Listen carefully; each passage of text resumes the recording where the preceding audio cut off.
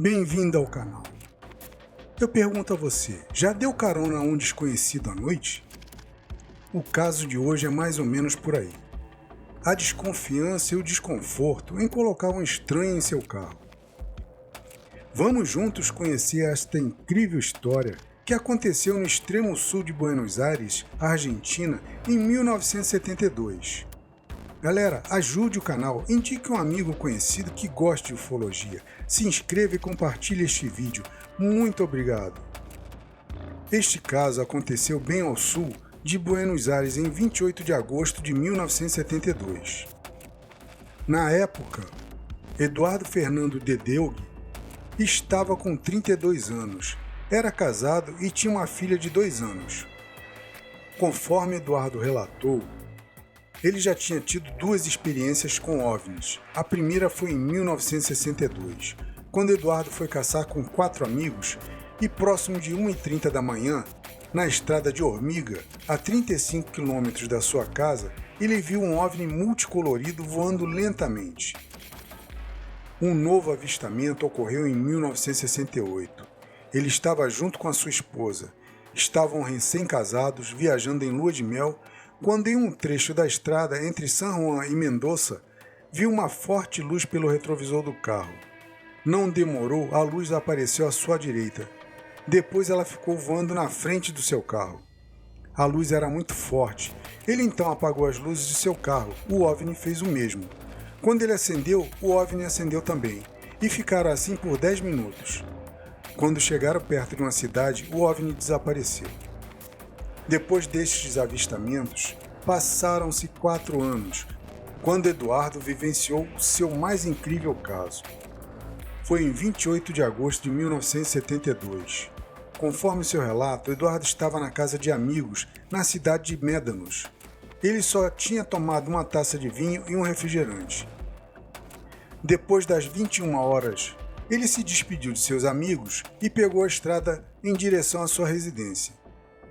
Alguns quilômetros depois, perto de uma curva, Eduardo viu um homem que acenou pedindo carona.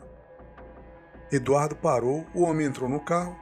O Eduardo disse que o homem era alto, cerca de 1,80 m, usava um casaco grosso e uma espécie de boné ou capacete com a viseira bem curta. O homem entrou calado e assim ficou. Eduardo, tentando quebrar o clima, perguntou se ele estava indo para Bahia Blanca.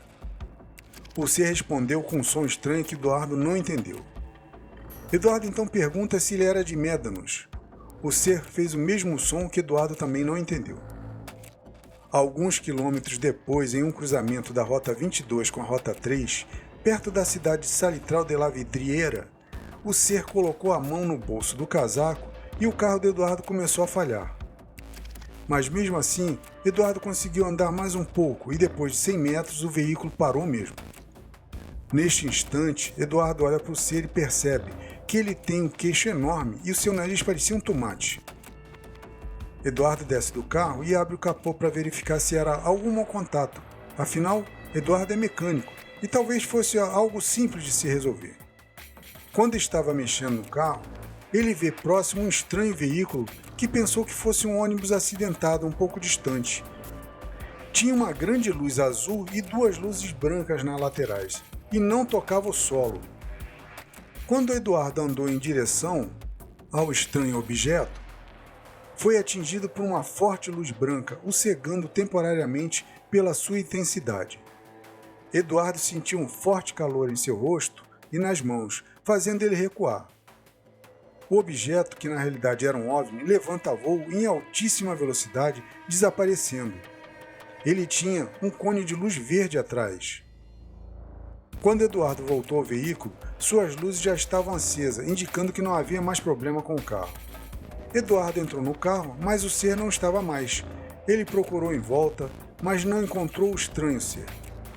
Ele supôs então que o ser entrou no OVNI, ligando os 2 casos estranhos. Eduardo falou: "Esse cara não é da Terra. Agora eu percebi. Sua fisionomia, suas roupas, o capacete e os sons indecifráveis. Não tinha nada de humano." Ele então seguiu seu caminho até sua residência em Bahia Blanca. No outro dia, ele relatou seu caso em uma rádio local e 2 semanas depois virou celebridade, na área em que morava. Seu caso foi publicado mais tarde na revista Gente. Vale lembrar que Eduardo tinha tido outros avistamentos anteriores a este, e que Bahia Blanca é um hotspot para este fenômeno, como o caso de Dionísio Lanca e muitos outros. E você, gostou deste caso? Deixe seu comentário, encha de likes e obrigado por assistir até o final. Se gostou do conteúdo, se inscreva e deixe o like. E não se esqueça de ativar o sininho.